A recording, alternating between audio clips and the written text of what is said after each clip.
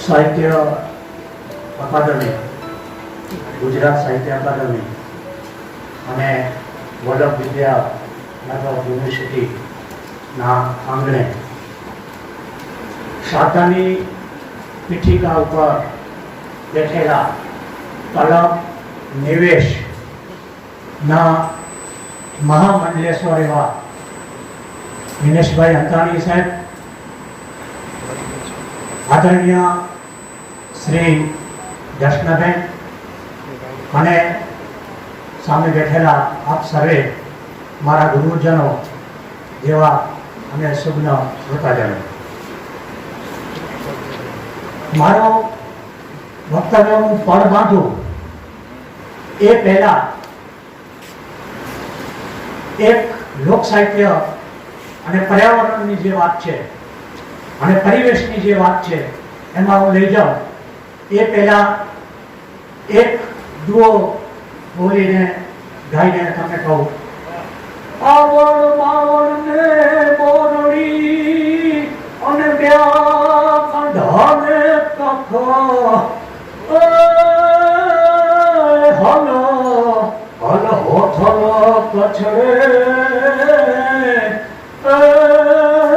જિત મારું સવલખ અસી ઘેરી વરજા ભોરવા ને કંકોળ ભેટ ભરા ઋતુએ નવ મોયે તું તો હૈના ફટ મરા અસી ઘેરી વરજા ભોરલા અને કંકોળ ભેટ ભરા પડા ઋતુએ નવ બોલીએ તો હૈયા ફાટ મરા. આ કચ્છનો પરિવેશ છે. તો કોઈ પણ આપણે પ્રદેશનો પરિવેશ આલેખવો હોય તો એની ભૌગોલિક સંરચના આપણે જોવી પડે. મરુ, મેરુ અને મેરાવણનો પ્રદેશ કોઈ હોય તો એ માત્ર કચ્છ છે. એટલે એ રીતે આપણે જોવા જઈએ તો કચ્છ એ વિશિષ્ટ પ્રદેશ આવેલો છે. કચ્છના ભાગ્યમાં તમે જુઓ દુકાળ, વાવાઝોડું, ભૂકંપ અને દરિયાઈ પટ્ટાથી ઘેરેલા જે પાણી જે ફરી વળે છે એની ગોજારી ઘટનાઓ અને આપદાઓ આ બધી જ આપણે જોવા જઈએ તો એના ભાગ્યમાં લખાયેલી છે. એટલે કુદરતી વિષમતાઓ જે છે એ વિષમતાની પરિસ્થિતિને તાબે થયેલો આ કચ્છી મારું એના ઉપર વાતાવરણને બહુ ઊંડી અસર પાડી છે. આમ જોવા જઈએ તો રણના બે સ્વરૂપ છે. એક તો ખારા પટવાળો, રેતાળ નહીં, ખારા પટવાળો રણ અને બીજો મીઠાથી આચ્છાદિત એક પ્રદેશ છે. તો એ રીતે આપણે જોવા જઈએ તો જે વિષમ પરિસ્થિતિમાં જે વિષમ આબોહવા છે એ કચ્છના માણસને પોષે છે, કહો કે જીવાડે છે. એટલે આ રીતે એ રણ એ ભાગ્ય વિધાતા પણ બને છે. રણ વિશે ટૂંકી વાર્તાઓની આપણે વાત કરીએ તો અહીં જોઈશું તો કેટલાક એવા સર્જકો છે કચ્છના કે જે માત્ર ને માત્ર રણ ઉપર લખ્યો છે. કેટલાક એવા છે કે જે માત્ર ને માત્ર દરિયા ઉપર દરિયાઈ પરિવેશની વાર્તાઓ લખી છે અને કેટલાક સર્જકો એવા પણ છે કે રણ અને દરિયા એ બંને પરિવેશ ઉપર લખેલી હોય એવા પણ ઘણા છે. તો એમાં એ પૈકીના આપણે જોઈએ તો ઊંટ પર બેસી અને કાફલાને આગળ વધારનાર હોય તો એમાં જયંત ખત્રી, ગૌતમ શર્મા, વિનુ કેશવાણી, મનુભાઈ પાંધી, વનુ પાંધી, જટુભાઈ પનિયા, પછી વિનેશ અંતાણી, પ્રીતમલાલ કવિ, ઉમાશંકર અજાણી, મોરરાજ રૂપારેલ, રજનીકાંત સોની, માવજી મહેશ્વરી, અજય સોની અને જયંત રાઠોડ જેવા કલમ નિવેશકોએ પોતાની કલમ ખેડી છે. અહીં મારે વાત કરવી છે જયંત ખત્રીથી આપણે શરૂ કરીએ. જયંત ખત્રીની આપણે વાર્તાઓ ખરા બપોરે આ ત્રણ જ વાર્તાને હું લઉં છું કે ખરા બપોરે, માટીનો ઘડો અને ધાર. આ એટલી સૂક્ષ્મ દ્રષ્ટિથી ગૂંથાયેલી એ વાર્તા છે. તો હું વાત કરીશ માટીના ઘડાની, કારણ કે એ માટીના ઘડાની જે આપણે વાત કરીએ છીએ એ તમારા અને મારા મનના સંકેતો એ રચી આપશે. તો એ રીતે જયંત ખત્રીની જે વાર્તાઓ છે એ માટીનો ઘડો, અહીં પ્રશ્ન એ થાય છે કે આ માટીનો ઘડો કોનું પ્રતીક લઈને આવે છે? તો એ માટીનો ઘડો એ સાહેબનો એ લઈને આવે છે. પાણી છે એ રૂપાત્મક છે. તો અહીંયા પ્રશ્ન એ થાય છે કે માટીનો ઘડો કોનો? તો એ જે રાણણ છે એ રાણણ, જો જળની આવશ્યકતા તો છે જ, પણ અહીં રાણણને માટીનો જે ઘડો છે એને કોની તરસ છે? તો એના સંબંધની તરસ છે. તો આ જે તંબુ છે એ તંબુમાં જ્યારે રાવણ જાય છે અને એનો જે પરિવેશ જે છે અને એ પરિવેશ જે ગૂંથાયો છે એ અદ્ભુત ગૂંથાયો છે. અને આપણે એમ કહી શકીએ કે જયંત ખત્રી સિવાય એ આવા પ્રતીકો પણ ન લઈ શકે. ધારમાં તમે જુઓ ચેરિયાનું પ્રતીક કેવું સરસ મજાનું લીધું છે. એટલે આવા જે કાનપંડો છે એ ખત્રી સિવાય એ શક્ય નથી.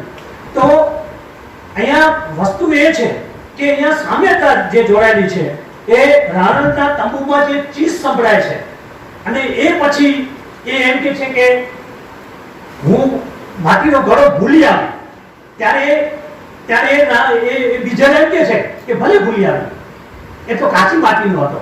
હવે આ કાચી માટીનો જે ઘડો છે એ જે રાવણ છે એનું કૌમાર્યનું એ પ્રતીક બને છે. અહીંયા આ જે ઘડો છે એ ઘડો કાચી માટીનો છે, ભલે તું ભૂલી આવી. તો અહીંયા તું ભલે ભૂલી આવી એનો મતલબ એમ છે કે આનું અહીંયા કૌમાર્ય ભંગ થાય છે. અને પછી એ ડાંગ મારે છે બીજળ સાહેબને અને એને મારી નાખે છે અને પછી એનો પરિવાર આખો પલાયન કરે છે. અહીં રણ છે એ રણની સાથે સાથે જો રણનું પરિવેશ, રણ કેવો હોય? ધકેલો જ હોય, ધકતો જ હોય. અને એના જે પાત્ર છે એ ઉગ્રતા ના આવે તો જ આપણે નવાઈ થાય. એટલે એની અને તમે જો જે ઘેરો છે એ ઘેરાની પણ પરિસ્થિતિ કેવી છે, છેલ્લે કેવી બને છે. અહીંયા હું વનુપાધીની વાર્તા ભઠ્ઠી, એ તમે ભઠ્ઠી જુઓ તો ભઠ્ઠીની અંદર જે નીરુનું પાત્ર છે એ પણ આવેગવાળું છે, એ પણ સહન કરી શકે એવું નથી. તો આ રીતે આપણે જોવા જઈએ તો સાથે સાથે આપણે મનોપાધીની વાર્તાઓને પણ આપણે ધ્યાનમાં રાખીએ તો મનોપાધી જેટલા દરિયામાં વિકસ્યા છે એટલા રણમાં વિકસ્યા નથી. કારણ કે એ પોતે પણ આમ મિતભાષી હતા અને એના વાક્યો જે છે એ વાક્યો એટલા ટૂંકા અને આમ સુલિષ્ટ આપણે લાગે, એની ગૂંથણી સારી, પણ જે સંકેતો રચવા જોઈએ એ સંકેતો મનુભાઈ રચી શકતા નથી. અને જયંત ખત્રી છે એ ડાબેરી વિચારસરણીના હતા. ત્યારે વનુભાઈ એ સ્વીકાર નથી કરતા, પણ એના પિતરાઈ ભાઈ વનુપાથી એને સ્વીકાર કરે છે. એટલે જે ખત્રી જે વિચારતા હતા કે કલા પણ જોઈએ એની સાથે, માત્ર પ્રમાણિકતા નહીં ચાલે, માત્ર લાગણીશીલતા નહીં ચાલે, પ્રમાણિકતા પણ જોઈશે પાત્રોની. તો એ પાત્રોની પ્રમાણિકતા લઈ અને વનુપાથી આગળ ચાલે છે. એટલે સુરખાબ જેવી વાર્તાઓ, પછી ભઠ્ઠી જેવી વાર્તાઓ એટલી સરસ મજાની એ આપી શક્યા છે. અને મનુપાધીની વાત કરીએ તો એમની જે વાર્તાઓ છે એ હોલાનું પ્રતીક લઈને આવે છે, એ શહીદીનું મૂલ્ય. મને ઘણીવાર એવું થાય છે કે ખત્રી જે એના પાત્રો છે, ખત્રીના પાત્રો એ મનુભાઈના નથી. કારણ કે મનુભાઈના પાત્રો છે એ ટિપિકલ એ કચ્છના છે. જ્યારે ખત્રીના તમે પાત્રો જોશો તો એ પ્રાણજીવન ને ઘેલો ને ભલે કચ્છમાં હોય છે, પણ એના કરતા મનુભાઈના જે પાધીના જે છે પાત્રો બિલકુલ મુસ્લિમ કોમમાંથી આવેલા પાત્રો છે અને એકદમ શોષિત એ પાત્રો અહીંયા આવે છે. એટલે એમની ભૂરી વાર્તા જોઈએ તો પછી પાકિસ્તાનની પેલી બાજુ, આ બધી વાર્તાઓ વાંચશો તો આપણે એમ થશે કે ક્યાંક એ મનુભાઈની વાર્તામાં કાંઈક ખૂટે છે કે જે જયંત ખત્રી આપને ઉપસાવી આપે છે એવો એમની વાર્તામાં આપણે એ નથી ઉપી શકતા. અને ખરેખર સાહેબ મને એક વાતની એ થાય છે કે રણ તો એક છે, એમાં કાંઈ ફરક નથી. પહેલા એ હતો ને આજે પણ એ છે. હા, પણ અત્યારે જે ફરક છે એ ભૂકંપ પછીનો જે રણ છે એ આખું આધુનિક એ સર્જાય છે. અને આ બધા વાર્તાઓકારોમાં હું જે પહેલા જે વાર્તાઓકાર મેં વાત કર્યા મનુભાઈ ને એ બધા જયંત ખત્રીની જે હતા, અને મેં જે વાત કરી કે આ વિનેશભાઈ અંતાણી એમનો રણ, દરિયો અને પહાડ, એમાં એમની જે રણ જે વાર્તા છે સાહેબ કલાત્મક વાર્તા છે. શું કામ કલાત્મક છે એ પણ હું તમને કહું. રણના જે ખૂબીઓ છે, રણની જે વિશેષતાઓ છે સાહેબ એ જયંત ખત્રી પણ નથી પકડી શક્યા, અને એ વિનેશ અંતાણી એ પકડી છે. અને એમના જે પાત્રો છે કેવા સાવ અલ્લાહ દેલું, અલ્લાહ એટલે ભગવાન જે આપે પુત્ર, એનું નામ શું કે અલ્લાહ દેલું.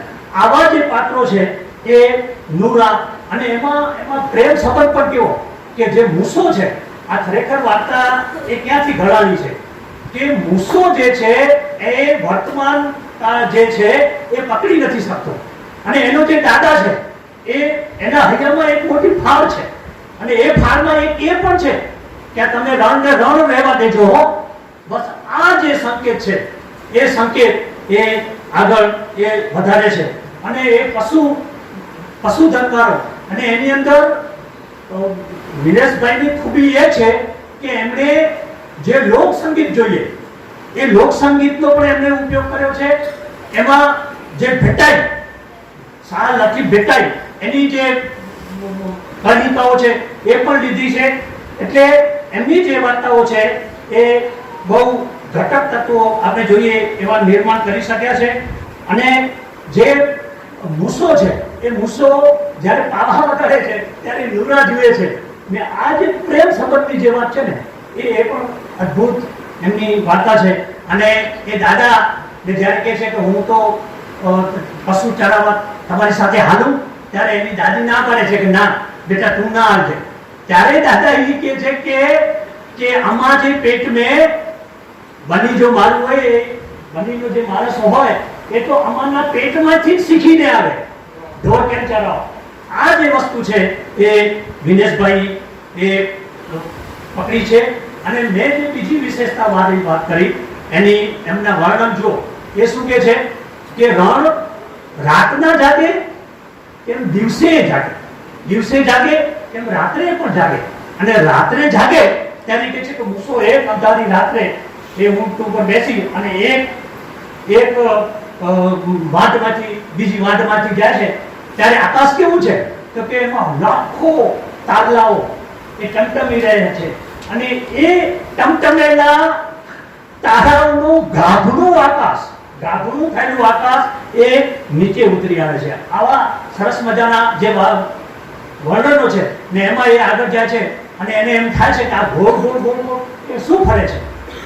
તો ત્યાં રણની અંદર જે વિશેષતા મેં તમને એ વાત કરી કે જે કોઈ નથી પકડી શક્યા એ આ પકડી શકે છે. ત્યાં છળબત્તી કહે છે, છળબત્તી એટલે છળ કપડ, આપણે કહીએ ને ભૂતિયા એટલે ભૂતિયા બત્તી ત્યાં એવી થાય, અને ઊંટ જતો હોય તો એની સાથે ચાલે અને આટે તો અટકી જાય. તો આ રીતે એમણે બહુ સરસ મજાના વર્ણનો કર્યા છે.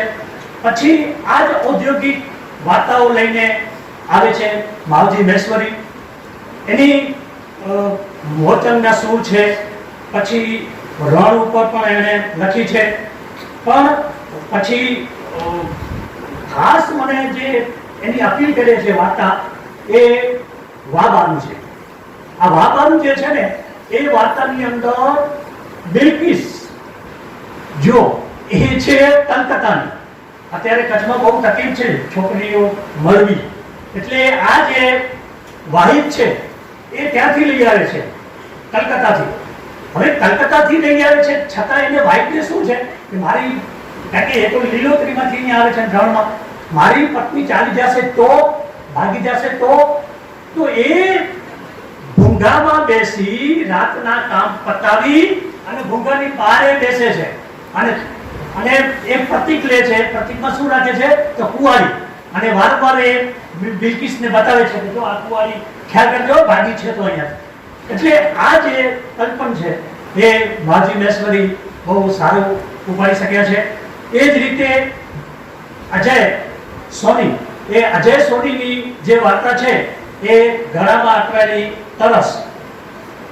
તો અહીંયા એ જે છે એ વાર્તાઓનો રેતીનો માણસ એ વાર્તાઓનો સંકેતો રચીને આવે છે. અને જો હું જે વાત કરું છું એ રેતીનો માણસ હોય, પછી ધોળી ધૂળ હોય, એમની પ્રસ્તાવના પણ વિનેશભાઈએ લખી છે. ધાર ફિલ્મ બની છે, એના સંવાદો પણ વિનેશભાઈ લખ્યા છે. એટલે હું એમને મઠાધીશ એ કહું છું કે અમારા મઠના એ અધિક્ષક છે. તો એવી રીતે ભારત જે તરસ છે એ તરસનો સોસ એ નાયકને નથી, પણ એને પાણીનો અભાવ નથી, પણ એને જે સોસ છે એ કયો છે કે ઝાંખરાની અંદર લાલ ચૂંદડી એ અટકી જાય છે, એ નથી આગળ જઈ શકતી કે નથી પાછળ આવી શકતી. આ જે વેદના છે એ સરસ મજાની વેદના આ અજય ઉપાડી છે. અને એ જ રીતે આપણે જોવા જઈએ તો ધોળી ધૂળ એનો નાયક છે. એ એની અંદર પણ એવું છે કે આખું જે રણ છે એ રણની અંદર એમાં ટીમ્બો વાર્તા છે અને ડટાલ્યું ધન. આ શાનું સંકેત કરે છે? તો એ વખતે ત્યાં દરિયો અને દરિયામાંથી એ બધું દટાઈ ગયું. ને આજે પણ તમે કચ્છ જુઓ તો કચ્છ જે તમને જે જોવા મળે છે એ દરિયો ખસકી ગયો છે. નહીતર અબડાસાની અંદર ઘણા ગામો જે છે એ આજે પણ પથ્થર આપણે ખોદીએ તો એનામાંથી શંખના અને છીપડા આપણે મળે છે. તો એમની જે વાર્તા છે એ એની એમાં નાથીઓ, અને એ નાથિયાની જે પીડા છે એ શું છે? તો અમદાવાદની જે એનજીઓ છે એ એનજીઓમાંથી વૃંદા અને સલીલ આ બે પાત્રો આવે છે અને એ એમ કે છે કે અહીંયા ઔદ્યોગિક વસાહતો કરવી છે. અને એ નાથિયાને કહે છે કે હવે તમે અહીંયાથી વૃંદા સમજાવે છે કે અહીંયાથી તમે પલાયન કરી જાઓ, તમે અહીંયાથી ભાગી જાઓ.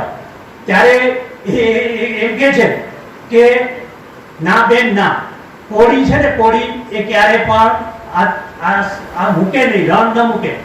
અને પછી એ બહુ સમજાવે છે. ત્યારે એમ કહે છે કે તમે જે શહેરના માણસો આવ્યા છો એટલે જ અમારી આ સોનું ધોળું સોનું એના કારણે તમે અમારા રણ જે છે એ રણને તમે અવમૂલ્યન કરો છો. તો આવી રીતે વાસ્તવિક વાર્તાઓ એ આવે છે. એમાં ગૌતમ શર્માની રેતના ફૂલ, પ્રીતમલાલ કવિની નજરાણું, ઊંડિયા શંકર અજાણીની ધરતીના વખ, એ બધા જે વાર્તાઓ છે એ રણ ઉપર આવે છે. જેમ રણની આપણે વાત કરીએ છીએ એવી જ વાત છે દરિયાની. તમે વિચાર કરો 1653 કિલોમીટરનો દરિયો છે અને તેમ છતાંય આપણા દરિયાઈ પરિવેશ અને દરિયાઈ વાર્તાઓ ના આપણને લેખક કેટલા મળ્યા, વાર્તાકાર કેટલા મળ્યા? બહુ ઓછા. અને જે મળ્યા છે એ પણ બહુધા એ કચ્છના મળ્યા છે.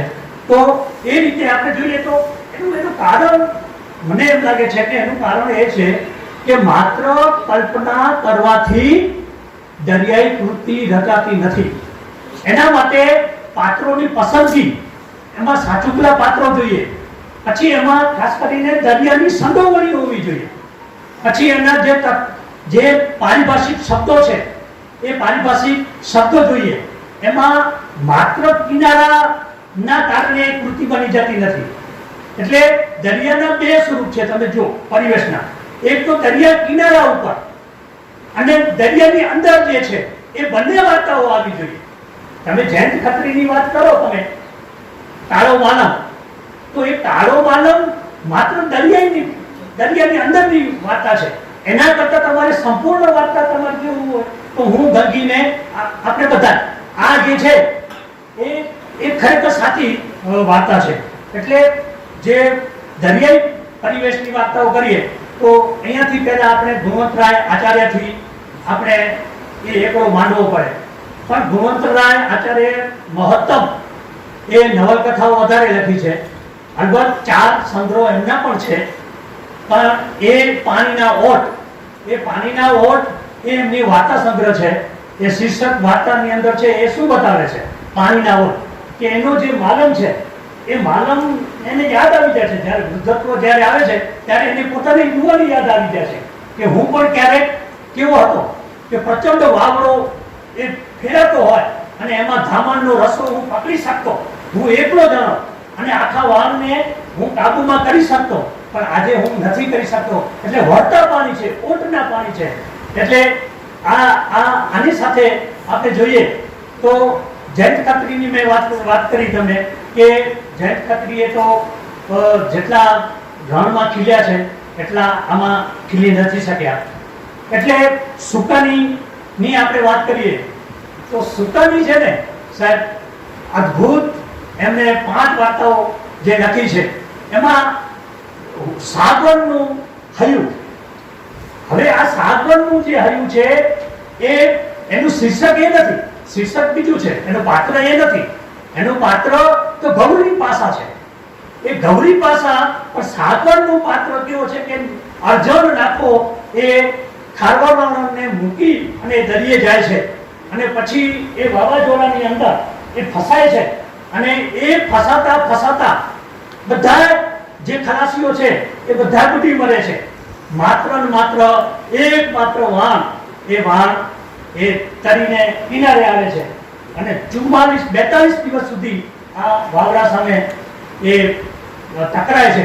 અને ત્યારે આ સુકાની એમ કહે છે કે ખમા સાગવાનના પાટિયાને. તો સાગવાનનું જે પાટિયું છે, આમ તો ગૌરી પાસા નામ હતું, તો એ રીતે સુકાની જે છે એ એમનું લક્ષ્ય સમુદ્રને જીવતો કરવાનું હતું. કથન, વર્ણન, સંવાદ એમ નિરૂપણ અનુસાર વાર્તાઓની ભાષાનું સ્વરૂપ બદલાતું દેખાય છે. કુતૂહલ, ઉત્તેજના, વાર્તારસ, પોષક તત્વ જળવાય એ રીતે એમના વાક્ય શૈલીઓ જે છે. એટલે મનુભાઈ પાંધી, તો મનુભાઈ પાંધી અહીંયા ખીણોતા એ આપણે વાર્તા આપે છે અને એ આત્મકથાત્મક છે. અને એનો જે નાયક છે એ નાયક એ જાકબ ભટ્ટી છે અને કાશીની સ્મૃતિઓ એને જાગે છે અને એ આખું નિરૂપણ કરે છે. હવે એના પછી હું જો વાત કરું તો ફરી દિનેશભાઈની વાત આવે છે દરિયો. અદ્ભુત, હું એમ કહું છું, મેં દરિયાનું આલેખન કર્યું છે છતાં હું તમને એમ કહું છું, છેલ્લા ભગીરથ સાહેબ ગુરુજી 55 વર્ષમાં છેલ્લા 55 વર્ષમાં આવી કૃતિ આવી નથી. તો એ દાદા અને પૌત્ર એ એકરૂપ થઈ ગયા છે અને એ આખો દરિયો એ આંગણામાં લઈ આવે છે અને એ આંગણાની અંદર પૂર્વથમ રોપે છે. ત્યારે આ જે કલ્પન છે એમનું એ અદ્ભુત કલ્પન છે.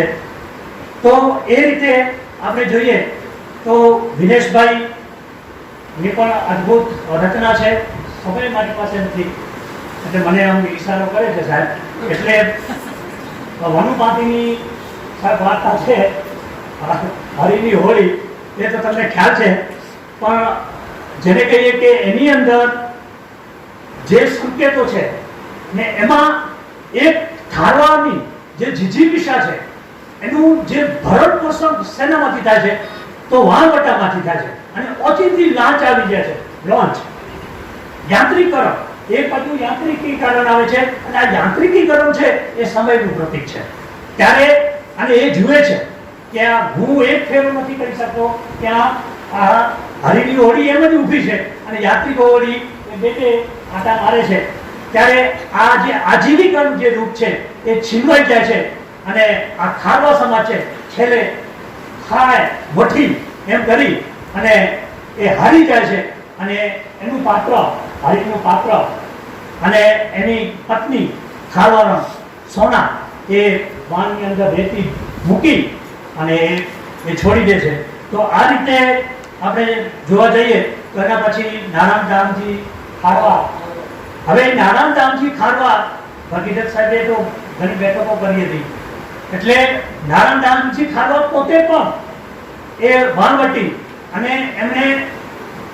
એમને જે અમાનત એમને આખી નવલકથા લખી છે અને એની જે વાર્તા છે એ વાર્તા ફતેહુ આપ, એટલે ફતેહુ આપ એને ચુમોતરો કહેતા હતા, ઉર્ફે ચુમોતરો.